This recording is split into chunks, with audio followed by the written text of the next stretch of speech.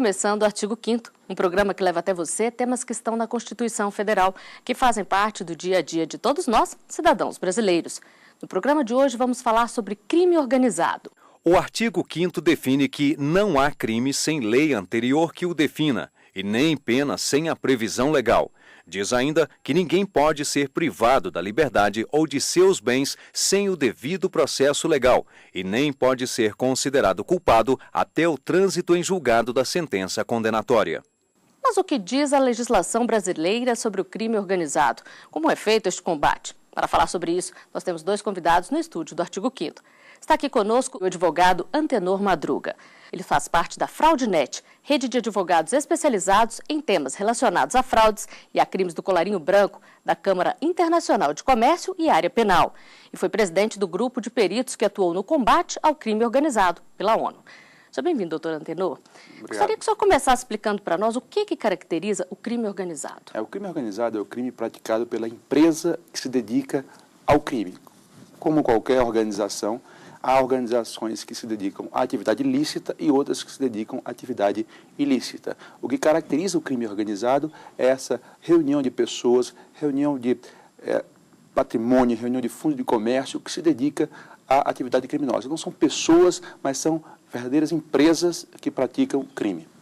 Também está aqui conosco o promotor de justiça Sérgio Bruno Cabral Fernandes, do Ministério Público do Distrito Federal e Territórios. Ele coordena o Núcleo de Combate às Organizações Criminosas. Seja bem-vindo, promotor. A legislação brasileira, ela é adequada para punir o crime organizado? Houve alguns avanços recentemente, mas a legislação brasileira ainda é preparada, ainda é feita para o crime individual. Uma pessoa cometendo crime contra outra pessoa. E como fica quando o crime é cometido por um grupo organizado? A legislação para o crime organizado ela precisa ser avançada, assim como as empresas dedicadas ao crime organizado são. Então, ela tem que tratar o crime e os criminosos de uma forma diferente, de uma maneira mais dura e se valendo de tecnologias e dos avanços da modernidade, como as técnicas especiais de investigação, e não se valer de meios de prova como os crimes de antigamente, como roubo, furto. E uma lei promulgada em julho deste ano regulamenta o processo e o julgamento de casos que envolvem a ação de grupos organizados. A mudança busca garantir maior proteção a juízes e servidores envolvidos no combate a esse tipo de crime. O crime organizado movimenta 119 bilhões de dólares em todo o mundo. Os dados são das Nações Unidas. O combate a este tipo de grupo organizado é apontado como uma ação perigosa. De acordo com a Associação dos Magistrados do Brasil, cerca de 400 juízes sofreram ameaças de integrantes do grupo organizado. 150 deles usam até escolta policial. Em agosto do ano passado, a juíza Patrícia Cioli foi assassinada em Niterói. Ela investigava crimes praticados por policiais militares e quadrilhas. Para aumentar a segurança de juízes envolvidos em processos contra organizações criminosas, foi publicada a Lei 12.694, que adota uma série de medidas. A nova lei institui o que, de modo mais popular, chamamos de juiz sem rosto. Se tratando de organização criminosa, o juiz terá a faculdade de convocar um colegiado formado de 3 juízes, onde esses juízes irão trabalhar em toda instrução, irão trabalhar em medidas assecuratórias, como, por exemplo, a decretação do perdimento de bens apreendidos. Por exemplo, num tráfico de drogas, um avião que é apreendido, ele ficava por um tempo indeterminado, sem poder ser utilizado ou vendido, até que o processo terminasse. A lei permite ainda que placas de veículos de magistrados e familiares sejam alteradas e tenham os dados protegidos. Também define o que é organização criminosa e reforça o monitoramento com escoltas não só de juízes, mas também de servidores do Ministério Público. Este advogado criminalista acha que as medidas vão proteger os juristas de atentados e ameaças de bandidos. Uma medida como essa, de não ser identificado, vai auxiliar muito o trabalho do juiz, né? Porque, na realidade, esses juízes estão à mercê, né, o seu nome, o seu endereço, isso consta até na internet, né? Dessa maneira, eu acho que facilita a proteção desses magistrados.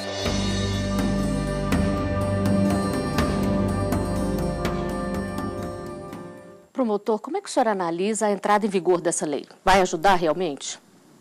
Eu acho que sim, é um avanço ainda que pequeno, mas eu acho que ela traz boas novidades, boas inovações, como a definição de crime organizado, que até então a gente só tinha a definição da Convenção de Palermo, e essa definição trazida por essa lei, eu acho ela importante porque ela não é uma definição estanque, uma definição que tenta exaurir o que é crime organizado, porque o crime organizado ele se modifica com o passar do tempo e ele varia de acordo com a região.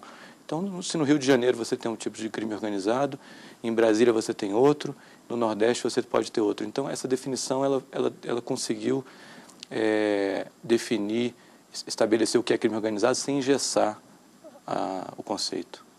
Para o senhor, doutor Antenor, o que muda com essa lei? Ela traz avanço, ela traz medidas de proteção. Não é que os juízes não vão ser identificados, é importante saber quem é o seu julgador. O que a lei faz, ela dilui a responsabilidade, à medida que ela permite um colegiado, né, e esse colegiado, eles vão decidir conjuntamente, sem que os votos dissidentes sejam colocados. Isso, de fato, é uma proteção. Mas é importante essa definição de crime organizado, e essa lei traz medidas para uma modalidade de crime organizado, que é o crime organizado violento, que ameaça juízes. É muito importante também ter o cuidado de não banalizar o conceito de crime organizado, porque, de certa maneira, isso restringe a amplitude do direito de defesa, o que é justificável nessas circunstâncias em que há uma ameaça à integridade do juiz, protege essa integridade do juiz e, de certa maneira, também afastando a proximidade do juiz e o acusado por razões de proteção. Mas é importante que não se banalize essa medida. Eu concordo com o colega Antenor, e há uma diferença entre o juiz não ter rosto, você não saber quem está te julgando ou quem está te acusando, qual é o promotor que está te acusando, e saber que está sendo acusado por um colegiado. Essa diferença é importante.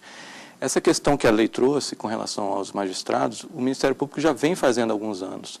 O que em vez de um promotor oferecer aquela acusação contra uma organização criminosa, forma-se um grupo de promotores, de 3 ou 4 promotores, que vão cuidar daquele caso. Isso dilui, despersonaliza a atuação do membro do Ministério Público. Tem surtido efeito no quesito de não ter tanta ameaça a juiz como a gente vê? A gente tem uma experiência já de mais de 10 anos no Ministério Público do DF, que nós trabalhamos em grupo, num núcleo.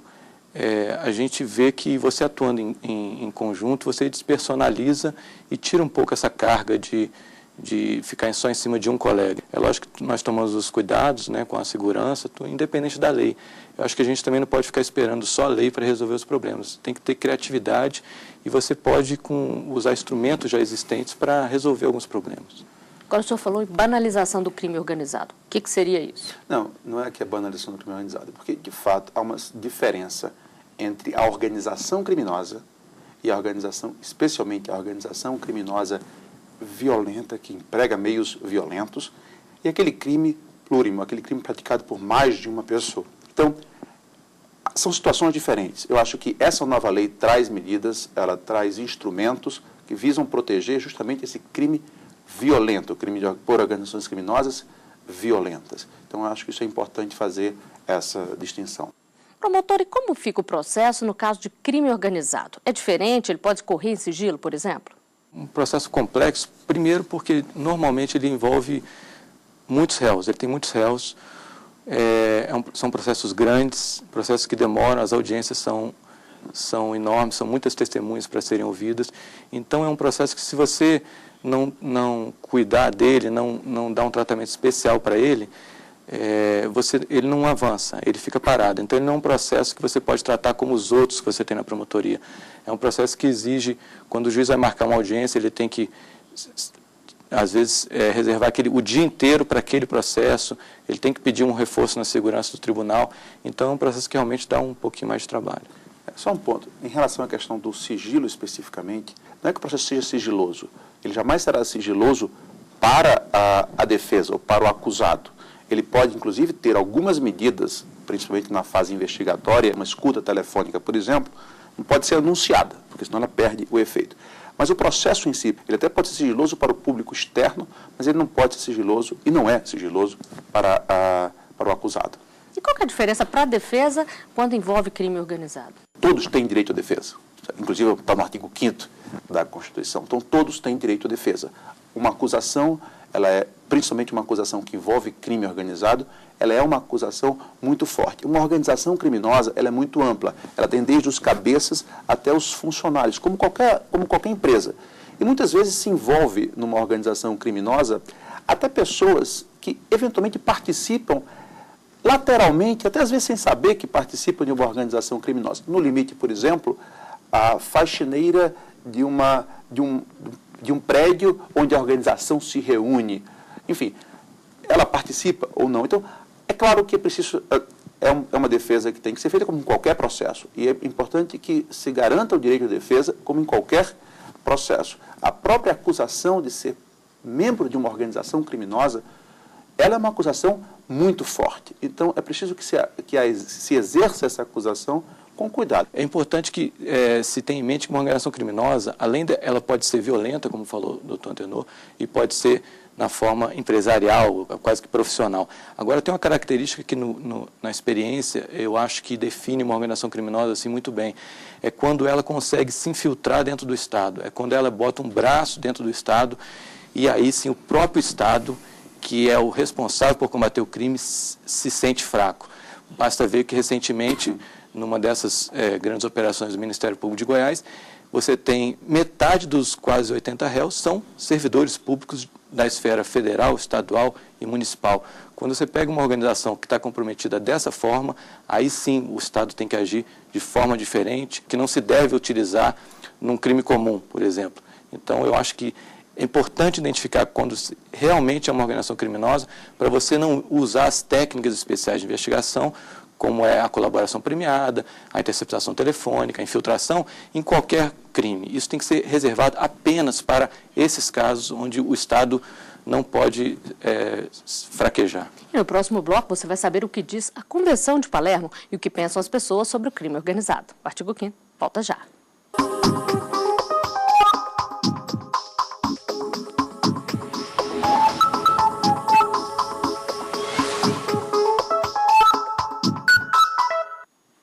Estamos de volta com o artigo 5º. Os nossos convidados são o promotor de justiça Sérgio Bruno Cabral Fernandes, do Ministério Público do Distrito Federal e Territórios, e o advogado Antenor Madruga. No programa de hoje estamos falando sobre crime organizado. E o combate a esse tipo de crime é uma preocupação mundial. No ano 2000, 157 países ratificaram a Convenção de Palermo na luta contra o crime organizado transnacional. A convenção teve como objetivo facilitar a cooperação entre polícia e justiça. O Brasil só aderiu ao tratado em 2004. Doutor Antenor, essa cooperação internacional tem funcionado? Tem, e ela é essencial para o combate ao crime praticado por organizações criminosas.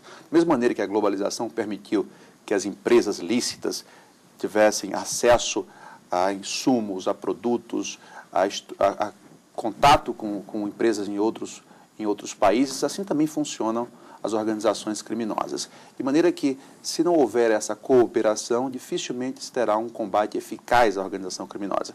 Uma das principais maneiras de se combater a organização criminosa não é apenas prendendo seus integrantes. A prisão dos integrantes da organização criminosa apenas gera um problema de recursos humanos. Substitui-se aquela pessoa. Então, o eficaz combate às organizações criminosas pressupõe também a apreensão daquilo que é o fundo de comércio, dos bens que fazem com que a empresa continue.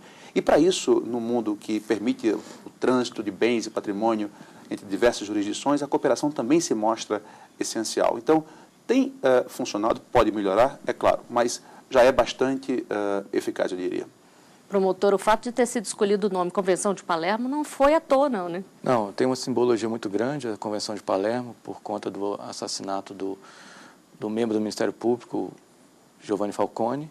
Então, além dela ser um instrumento legislativo importante, que já está internalizado aqui no nosso ordenamento jurídico brasileiro, ela tem essa simbologia que sempre se lembra do que foi a Operação Mãos Limpas na Itália. Quando se fala em crime organizado, a gente lembra de máfia, de quadrilha. Eu queria que o senhor explicasse para nós a diferença aí entre o crime organizado, a quadrilha e até mesmo a máfia. Sim, a quadrilha, nós temos o tipo penal da quadrilha, que é o artigo 288, que é reunir mais de 3 pessoas para o fim de cometer crime. É só isso.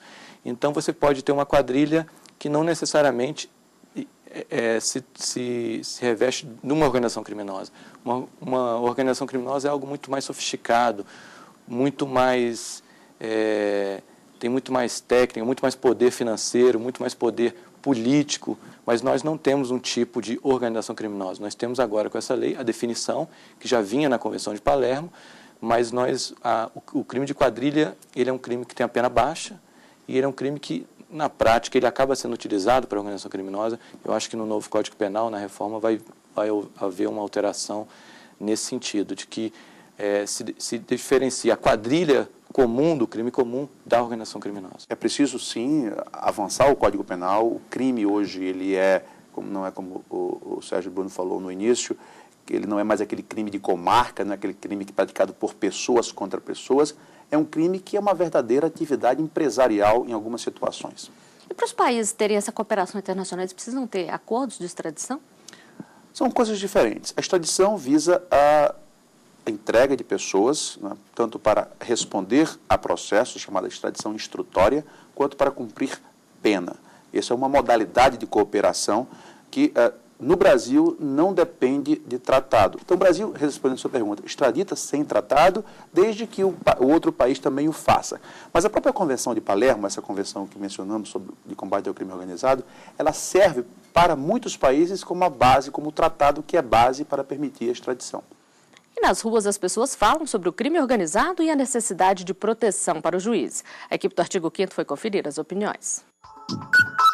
Tem que merecer punição dependendo do crime que ele faz. Agora, quando as pessoas juntam para fazer o crime, eles é muito mais perigoso porque eles têm mais força. Quando o crime é organizado, ele é formado, eles pensam mais em aonde vai roubar, o que vai roubar e se torna mais grave. A pena devia ser maior, sim. Depende muito da ação, do que foi feito, na verdade. Então, cada caso é analisado de forma diferente. Lógico, quando é uma formação de quadrilha, há uma gravidade, porque também envolve muito mais pessoas. Eu achava assim, que o juiz ele não podia mostrar, né, o rosto, né? Ele tinha que ser anônimo para julgar uma quadrilha perigosa. Um bandidinho que você vê fazendo alguma coisa, né? Você já recebe ameaça, você imagina eles, né? Que são grandes, né? Que pode jogar tudo dentro da cadeia. Ele vai correr isso, porque ele está julgando bandido, né? Então ele vai ser ameaçado de qualquer maneira. Então tem que ter a proteção. Promotor, como é que funciona essa proteção? Bem, até o advento da lei, o promotor ou o membro da magistratura que se sentisse ameaçado, ele fazia uma comunicação ao presidente da instituição, presidente do tribunal ou procurador-geral, e esse procurador-geral ou presidente acionava a Polícia Federal, a Polícia Civil, a Polícia Militar, para prover uma segurança para esse profissional. Hoje, a lei essa lei nova, ela regulamenta um pouco isso. Ela diz como isso vai ser feito, ela concede porte de arma aos servidores da área de segurança do Ministério Público e da magistratura. Então, além das forças policiais, hoje o Poder Judiciário e o Ministério Público também podem fornecer segurança por seus próprios meios, pelos seus próprios servidores. E essa proteção ela é por tempo determinado? Como é que é? Isso é feita uma avaliação por profissionais da área de segurança. É feita uma análise de risco, né, para ver se existe mesmo aquele risco, se aquele risco é iminente, se ele já cessou, se não. É uma avaliação muito difícil de ser feita e tem que ser feita por pessoas da área, por profissionais. Doutor Antenor, e a punição para o crime organizado? Como é que é? Ela é mais forte mesmo ou não? Então, como nós falávamos antes, quem participa de uma organização criminosa pode sofrer a pena de 1 a 3 anos de reclusão prevista no Código Penal. Não há uma tipificação específica dessa modalidade organização criminosa. A Lei de Lavagem de Dinheiro previa a possibilidade tipificava como crime a ocultação de simulação do produto dos crimes praticados por organizações criminosas. Mas ainda assim, recentemente houve uma decisão do Supremo, que entendeu, ao meu ver corretamente, que não havia no Brasil uma definição de organização criminosa que pudesse completar o tipo penal da lavagem de dinheiro. Então, basicamente, a punição hoje me parece, única, é a prevista no Código Penal, no artigo 288. O que o juiz pode fazer nesses casos, diante de uma organização criminosa, as leis penais, elas, quando prevêem uma pena, elas prevêem uma pena mínima, uma pena máxima.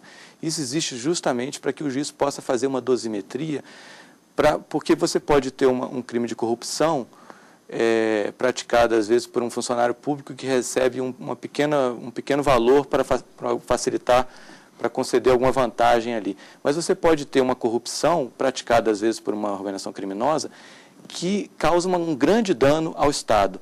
Nessa dosimetria, no caso da corrupção de 2 a 12 anos, é que o juiz pode fazer mensurar isso e proferir uma sentença com uma pena mais pesada, se tratando de um crime mais grave, de uma organização criminosa. Como é que fica a punição em relação ao autor do crime e a quem executa? É diferente? Sim, no Código Penal, no artigo 62, há as agravantes relacionadas a quem organiza, quem instiga, quem coordena os crimes praticados os crimes plurais, né, os crimes praticados por mais de uma pessoa. Nesse caso, essa pessoa, esse mentor, é o caso do mandante, é o caso da pessoa que organiza, o chefe mesmo, ele vai ter uma pena mais agravada. E quais são os crimes mais comuns cometidos por esse tipo de grupo, doutor Antenor? Geralmente são crimes que tenham como objetivo oferir lucros, oferir rendimentos. A ideia da empresa, como qualquer empresa, é ter lucro. Então, a empresa criminosa é aquela empresa que se dedica a todos os crimes que têm uma finalidade de lucro. Então, por isso que a Convenção de Palermo traz esse elemento. Então, em regra, são aqueles crimes. Podem ser desde de roubo, pode ser extorsão mediante sequestros, crimes financeiros em alguma situação.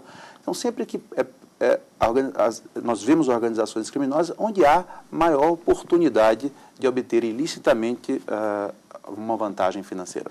E esses crimes praticados pelas organizações criminosas, como eu disse anteriormente, eles variam, eles vão realmente aonde há lucro, aonde há oportunidades de um bom negócio ilícito, entre aspas. Então, se antigamente se fazia muito roubo a banco, com a dificultação do roubo a banco, entrar na agência e roubar um banco, com as medidas de segurança, isso foi deixando de ser praticado. Hoje está muito comum o roubo ao caixa eletrônico, estoura-se um caixa eletrônico. Então, à medida que o direito e o Poder Judiciário e o Ministério Público vão aprimorando e combatendo, eles também vão se modificando. E também os crimes praticados pelas organizações criminosas também variam, não só de época, mas de local. Não dá para se padronizar, não dá para se atuar contra o crime organizado no Nordeste, da mesma forma como você vai lidar nos Morros Cariocas ou em Brasília. Agora, pode-se trazer uma linha comum das organizações criminosas é a busca do lucro. E um dos crimes que hoje em dia, nos tempos atuais, me parece o mais deletério, são os crimes contra a administração pública. É a fraude à licitação, a corrupção, é o peculato, é o desvio de recursos públicos, porque esse crime ele não tem uma vítima individualizada, ele não tem uma vítima ensanguentada no chão, ele não causa repulsa, mas o dano dele é muito maior, porque ele afeta toda uma coletividade. Quando falta dinheiro para comprar um remédio no hospital, ou quando tem uma escola que não tem uma educação condizente, isso é reflexo desse crime organizado que não aparece, que atua no silêncio e sem ninguém perceber. Precisa, então, investir no combate, né? Com certeza. E se investe no combate desse crime organizado, silencioso, e essa é a principal arma de uma organização criminosa, a discrição, o silêncio, o segredo.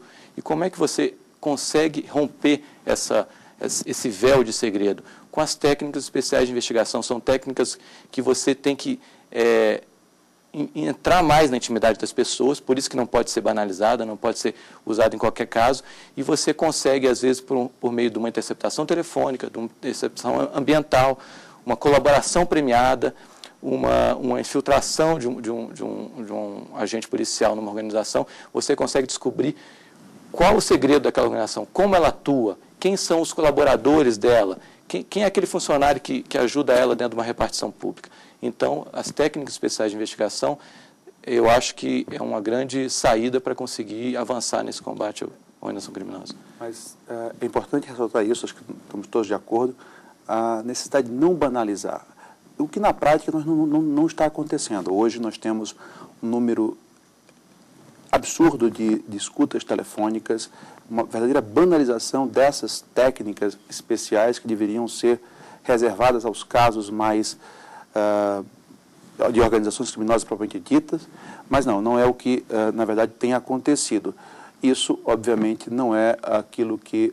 não estou dizendo que não devemos usá-las, devemos usá-las com parcimônia. É preciso também olhar para o direito de defesa. O Supremo já tem o STF tem uma posição muito clara dizendo que o STJ também, mais recente, que esses não podem ser o primeiro recurso de investigação. É preciso que haja uma reunião de informações, de indícios que possam levar ao juiz a tomar essa decisão. Porque, do contrário, seria é muito fácil começar investigando por escutas telefônicas, o que é uma invasão da privacidade, muitas vezes desnecessária. Bom, e com essa explicação, nós chegamos ao final de mais um Artigo 5º. Promotor Sérgio Bruno, doutor Antenor Madruga, eu agradeço a participação de vocês aqui conosco. E você também pode fazer parte do nosso programa, mandando sugestões para o e-mail artigo5@stf.jus.br. A gente se vê na semana que vem. Até lá.